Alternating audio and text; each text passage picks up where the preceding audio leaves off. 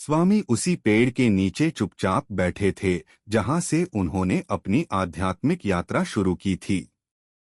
भगवान शिव से सीखे गए पाठों ने दुनिया के बारे में उनकी समझ को बदल दिया था। समय और स्वतंत्र इच्छा के रहस्यों से लेकर प्रेम की प्रकृति तक प्रत्येक बातचीत ने गहरे सत्य को उजागर किया था। फिर भी शिव की दिव्य भूमिका का एक पहलू ऐसा था जिसे उन्हें अभी तक पूरी तरह से समझना बाकी था, विनाश की भूमिका।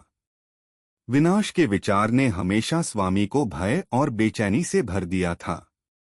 वह कई अन्य लोगों की तरह विनाश को नुकसान, अराजकता और दर्द से जोड़ता था, लेकिन वह जानता था कि हिंदू त्रिमूर्ति में विध्वंसक के रूप में शिव की भूमिका का गहरा महत्व था। स्वामी ने आश्चर्य व्यक्त किया, विनाश क्यों होना चाहिए? यह वह प्रश्न था जिसने उन्हें एक बार फिर ध्यान में ला दिया। उन्होंने सीखा था कि भगवान शिव न केवल ज्ञान के स्रोत हैं, बल्कि विरोधाभासों के भी अवतार हैं, विध्वंसक और रक्षक, तपस्वी और प्रेमी, भयानक और दयालु। स्वामी यह समझना चाहते थे कि विनाश दिव्य योजना का एक आवश्यक हिस्सा कैसे हो सकता है।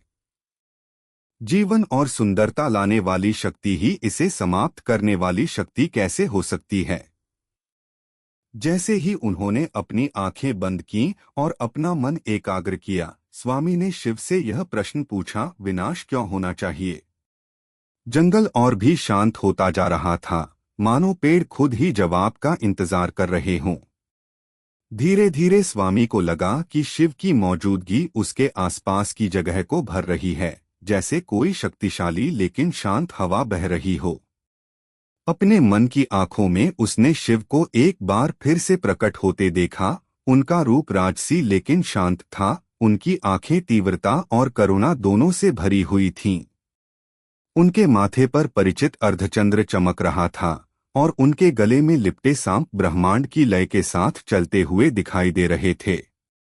स्वामी शिव ने अपनी गहरी और गूंजती आवाज में कहा, आप पूछते हैं कि विनाश क्यों होना चाहिए? यह एक ऐसा सवाल है जिसे पूछने से कई लोग डरते हैं, लेकिन यह ब्रह्मांड के सबसे जरूरी सत्यों में से एक है। विनाश के बिना कोई सृजन नहीं हो सकता। अंत के बिना कोई शुरुआत नहीं हो सकती। स्वामी ने ध्यान से सुना जब शिव ने विनाश की ब्रह्मांडीय भूमिका के बारे में बताना शुरू किया। वह जानते थे कि शिव सिर्फ विध्वंसक नहीं थे, वे एक निर्माता, एक पालनकर्ता और परिवर्तन की अंतिम शक्ति भी थे। लेकिन विनाश इस चक्र में कैसे फिट हुआ? शिव ने आगे कहा, ब्रह्मांड में एक प्राकृतिक क्रम है, जन्म, विकास, क्षय और पुनर्जन्म का चक्र। यह चक्र ही है जो पूरी सृष्टि में संतुलन और सामंजस्य बनाए रखता है।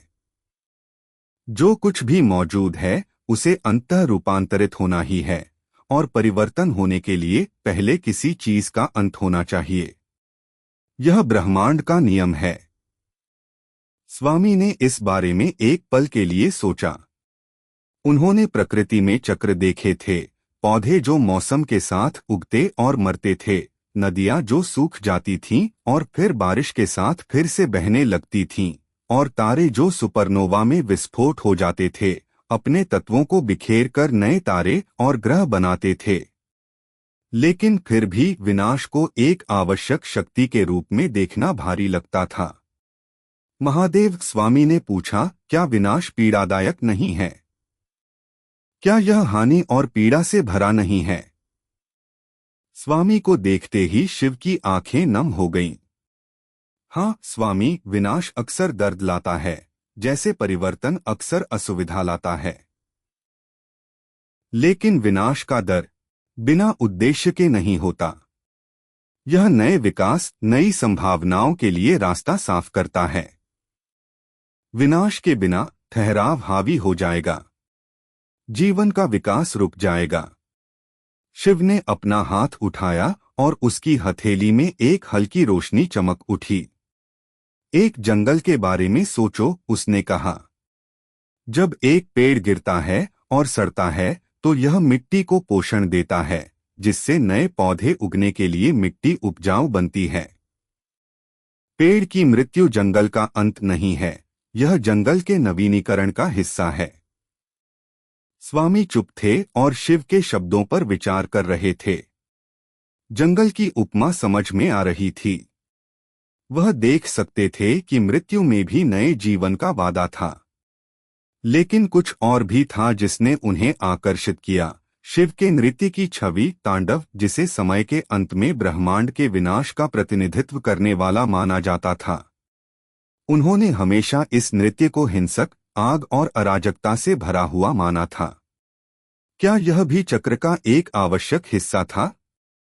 महादेव, स्वामी ने पूछा, आपके तांडव को विनाश का नृत्य कहा जाता है। जब आप विनाश करते हैं तो आप नृत्य क्यों करते हैं?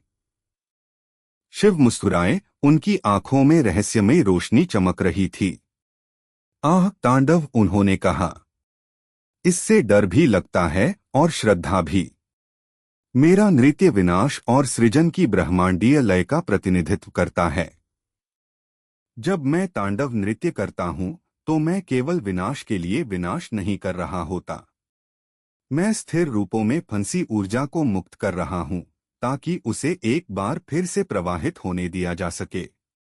मेरा नृत्य परिवर्तन का उत्सव है, ब्रह्मांड को पुराने पैटर्न से मुक्त करने का एक तरीका है ताकि नए पैटर्न उभर सकें। स्वामी ने एक पल के लिए अपनी आंखें बंद कर लीं। शिव के नृत्य की छवि की कल्पना की, घूमती हुई हरकतें, उनके रूप से निकलती शक्ति और हर कदम के साथ मुक्ति और स्वतंत्रता की भावना। वह नृत्य की ऊर्जा को लगभग महसूस कर सकता था, किसी अराजक चीज के रूप में नहीं, बल्कि किसी गतिशील और जरूरी चीज के रूप में। शिव ने आगे कहा, ब्रह्मांड निरंतर परिवर्तनशील अवस्था में है। कुछ भी स्थायी नहीं है। यहां तक कि सितारों को भी अंततः नष्ट होना ही है। लेकिन अपने विनाश में वे नए सितारों, नई आकाशगंगाओं को जन्म देते हैं। मेरा नृत्य विनाश और सृजन के इस शाश्वत चक्र का प्रतिनिधित्व करता है। इससे डरना नहीं चाहिए, बल्कि इसे प्राकृतिक व्यवस्था का हिस्सा समझना चाहिए। स्वामी ने अपने जीवन में उन पलों को याद किया जब सब कुछ बिखर गया था, रिश्ते खत्म हो गए थे, नुकसान और दुख के पल। उस समय वे पल पूरी तरह से विनाश की तरह लग रहे थे, जैसे किसी कीमती चीज का अंत हो गया हो। लेकिन अब पीछे मुड़कर देखने पर उसे एहसास हुआ कि उनमें से प्रत्येक अंत ने नई शुरुआत की ओर अग्रसर किया था। नुकसान के दर्द ने विकास, नए अनुभवों और ज्ञान के लिए रास्ता बनाया था जो उसे अन्यथा नहीं मिल पाता। महादेव, स्वामी ने कहा, मुझे लगता है कि अब मैं समझ गया हूं। विनाश का मतलब सिर्फ खत्म करना नहीं है, इसका मतलब है बदला। इसका मतलब है किसी नई चीज के लिए रास्ता साफ करना। शिव ने स्वामी की अंतर्दृष्टि से प्रसन्न होकर सिर हिलाया। हाँ स्वामी, विनाश परिवर्तन का एक आवश्यक हिस्सा है। जिस तरह पेड़ को विकसित होने के लिए बीज को तोड़ना पड़ता है, उसी तरह पुराने रूपों को नए रूपों में बदलना पड़ता है। विनाश के बिना कोई विकास नहीं हो सकता, कोई प्रगति नहीं हो सकती।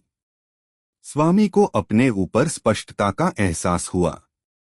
उन्होंने हमेशा विनाश को नकारात्मक चीज के रूप में देखा था, जिसे टाला जाना चाहिए। लेकिन अब उन्होंने देखा कि यह जीवन की यात्रा का एक अनिवार्य हिस्सा है, एक ऐसी शक्ति जो अब किसी उद्देश्य की पूर्ति नहीं करने वाली चीजों को हटा देती है, विकास और नवीनीकरण के लिए जगह बनाती है।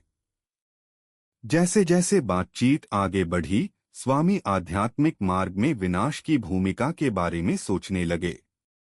उन्होंने सीखा था कि आध्यात्मिक विकास में अक्सर आसक्ति, इच्छाओं और झूठी पहचान को छोड़ना शामिल होता है। लेकिन क्या इन्हें विनाश के रूप में भी देखा जा सकता है? महादेव, स्वामी ने पूछा, क्या विनाश हमारे आध्यात्मिक विकास में कोई भूमिका निभाता है? क्या हमें विकास के लिए अपने कुछ हिस्सों को नष्ट करना होगा? शिव का चेहरा और भी गंभीर हो गया, हालांकि उनकी आंखें करुणा से भरी रहीं। हाँ स्वामी, उन्होंने कहा। आध्यात्मिक पथ पर विनाश विकास का एक महत्वपूर्ण हिस्सा है। आपको अहंकार को नष्ट करना होगा, स्वयं की झूठी भावना जो आपको भ्रम से बांधे रखती है। अहंकार आसक्ति, इच्छाओं, अलगाव के विचार से चिपका रहता है। लेकिन सच्ची मुक्ति का अनुभव करने के लिए आपको इन भ्रमों को छोड़ देना चाहिए। स्वामी ने सिर हिलाया। उन्हें आध्यात्मिक अध्ययन में मिली शिक्षाएं याद आ गईं। उन्हें हमेशा से पता था कि अहंकार आत्मज्ञान में बाधा है, लेकिन अब उन्होंने इसे एक नए नजरिए से देखा। अहंकार का नाश कोई दर्दनाक नुकसान नहीं था, यह आजादी की ओर एक जरूरी कदम था। शिव ने आगे कहा, जब आप अहंकार को छोड़ देते हैं तो आप अपने अस्तित्व की सच्चाई को देखना शुरू कर देते हैं। आप ब्रह्मांड से अलग नहीं हैं, आप इसका एक हिस्सा हैं। अहंकार का नाश आपको भौतिक दुनिया के भ्रम से परे मौजूद एकता का अनुभव करने की अनुमति देता है। स्वामी को इन शब्दों से गहरी प्रतिध्वनि महसूस हुई। उन्होंने महसूस किया कि जीवन में उन्होंने जो भी दुख झेले हैं, उनमें से अधिकांश उनके अहंकार से जुड़े होने के कारण थे। नियंत्रण की उनकी जरूरत, नुकसान का उनका डर, एक खास तरह से देखे जाने की उनकी इच्छा। लेकिन अब उन्हें समझ में आ गया कि इन आसक्तियों को छोड़ देना कोई नुकसान नहीं था। यह एक मुक्ति थी, ब्रह्मांड के महान प्रवाह के साथ खुद को संरेखित करने का एक तरीका था। शिव के बोलने के बाद स्वामी को विनाश में सुंदरता नजर आने लगी। उन्हें एहसास हुआ कि विनाश ऐसी चीज नहीं है जिससे डरना चाहिए, बल्कि इसे जीवन की यात्रा के स्वाभाविक हिस्से के रूप में अपनाना चाहिए। विनाश के जरिए ही नए अवसर सामने आए, विकास संभव हुआ। स्वामी ने कहा, महादेव, विनाश के बाद क्या होता है? एक बार जब कोई चीज नष्ट हो जाती है तो हम आगे कैसे बढ़ सकते हैं? शिव मुस्कुराए, उनकी अभिव्यक्ति ज्ञान से भरी हुई थी। विनाश के बाद नवीनीकरण आता है, स्वामी। जिस तरह फीनिक्स अपनी राख से उठता है, उसी तरह जीवन भी प्रत्येक अंत के बाद खुद को नवीनीकृत करता है। विनाश कभी अंतिम शब्द नहीं होता। इसके बाद हमेशा सृजन होता है, नई शुरुआत होती है। स्वामी ने अपने जीवन में देखे गए विनाश और नवीनीकरण के कई चक्रों के बारे में सोचा। उन्होंने महसूस किया कि हर बार जब कुछ खत्म होता था, एक नौकरी, एक रिश्ता, उनके जीवन का एक अध्याय, तो हमेशा कुछ नया होता था। अंत ने नए अनुभवों, नई बुद्धि और नए विकास के लिए रास्ता बनाया। शिव ने आगे कहा, ब्रह्मांड लगातार खुद को नवीनीकृत कर रहा है। सबसे भयावह विनाश के बाद भी जीवन फिर से शुरू होने का रास्ता खोज लेता है। स्वामी, आपके साथ भी ऐसा ही है। जब भी आप अपने जीवन में विनाश का सामना करते हैं तो याद रखें कि यह कुछ नया उभरने का रास्ता साफ कर रहा है। स्वामी मुस्कुराए, उन्हें गहरी शांति का एहसास हुआ। अब उन्हें समझ में आ गया था कि विनाश कोई दुश्मन नहीं है जिससे डरना चाहिए, बल्कि एक ऐसा दोस्त है जिसका स्वागत किया जाना चाहिए। विनाश के माध्यम से ही जीवन ने खुद को नया रूप दिया, विकास संभव हुआ और आत्मा ने ईश्वर के करीब पहुंचने का रास्ता पाया। जैसे ही शिव का रूप एक बार फिर फीका पड़ने लगा, स्वामी को कृतज्ञता की गहरी भावना महसूस हुई। उन्हें ब्रह्मांडीय चक्र में विनाश की भूमिका समझ में आ गई थी, अराजकता या हानि की शक्ति के रूप में नहीं, बल्कि नवीनीकरण और परिवर्तन की प्रक्रिया में एक आवश्यक कदम के रूप में। स्वामी चुपचाप बैठे रहे और रात के आसमान में टिमटिमाते तारों को देखते रहे। उन्हें ब्रह्मांड की लय, सृजन और विनाश के नृत्य से गहरा जुड़ाव महसूस हुआ जो अस्तित्व के हर पल में चलता रहता है। उन्हें पता था कि ब्रह्मांड की हर चीज की तरह वह भी इस शाश्वत चक्र का हिस्सा थे और उनके जीवन के हर अंत के बाद हमेशा एक नई शुरुआत होगी। जैसे जैसे रात गहराती गई, स्वामी फुसफुसाए, धन्यवाद महादेव। और इसके साथ ही उन्होंने अपनी आंखें बंद कर लीं, यह जानते हुए कि विनाश का नृत्य ऐसी चीज नहीं है जिससे डरना चाहिए, बल्कि उसे खुले हाथों और खुले दिल से गले लगाना चाहिए। और शांति में गूंजता है स्वर पर, अनादि अनंत है पवित्र ओम अमर। आकाश धरती सागर सब में समाए, सृष्टि की कुंजी सबको ये सिखाए।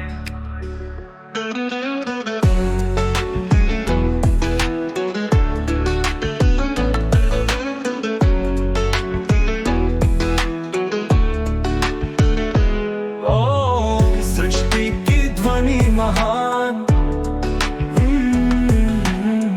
आत्मा की कंपन पहचान, इसकी शक्ति को महसूस करो, ओम से ही हम आगे बढ़ो।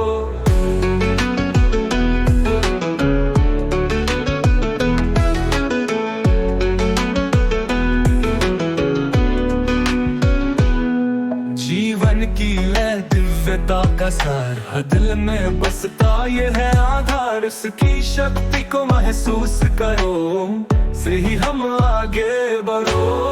सृष्टि की ध्वनि महान, आत्मा की कंपन पहचान, इसकी शक्ति को महसूस करो, ओम से ही हम आगे बढ़ो।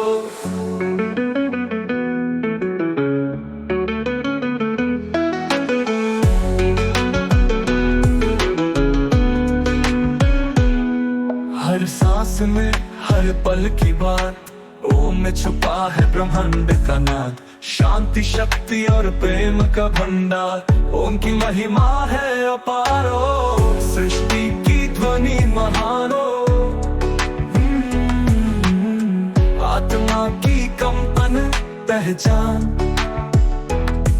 इसकी शक्ति को महसूस करो, ओम से ही हम आगे बढ़ो।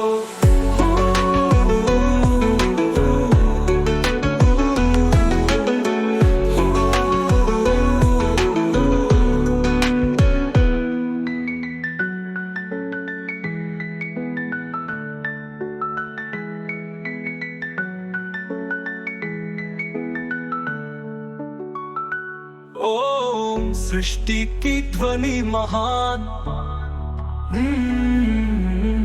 आत्मा की कंपन पहचान, इसकी शक्ति को महसूस करो, ओम से ही हम आगे बढ़ो।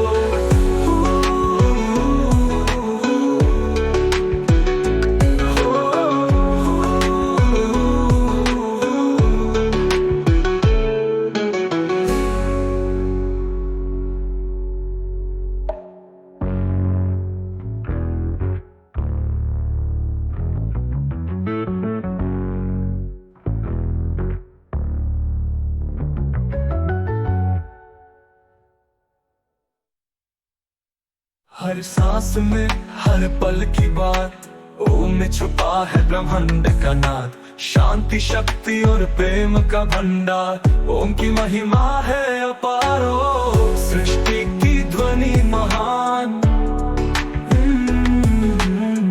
आत्मा की कंपन पहचान,